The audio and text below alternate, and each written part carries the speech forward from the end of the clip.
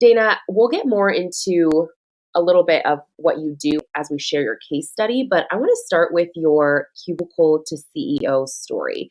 How did you finally ditch the role of employee and fully become an entrepreneur? Oh, I love that question. It's actually, all I knew was corporate life, honestly. Although my dad was an entrepreneur, I never really considered that even being an option, honestly. I think it was graduate college, go get a job somewhere, and then you just keep climbing the ranks and get higher positions. And so at the time, I was working in New York City and I was working for a PR firm within their digital department. And I loved the work that I was doing. It was super fun, but I wanted to work with clients that were making a difference. And at the time, this was like 2016. Social impact, although it doesn't seem like that long ago, like social impact and these buzzwords weren't even really a thing then. And all I knew is I want to take my digital marketing experience and knowledge and share it with nonprofits because that's where I started my career journey.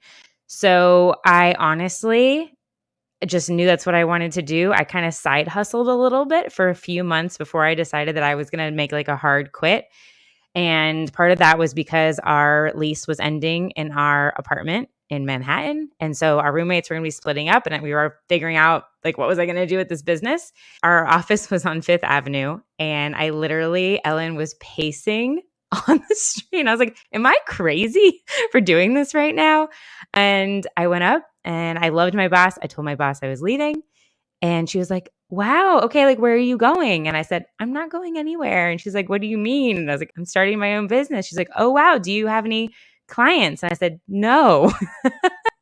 And she was like, okay. And I'm sure both of us in that minute, like meeting, were like, where is this going to go? Is this girl crazy? But 5 years later, man, I wouldn't have traded it for the world. I mean, there's countless moments where you question yourself, right? And you have that imposter syndrome kick in. But no, I've really loved it. And that I think you have to have a little bit of that fear because then it puts you into that mentality of, okay, like I'm going to make this happen.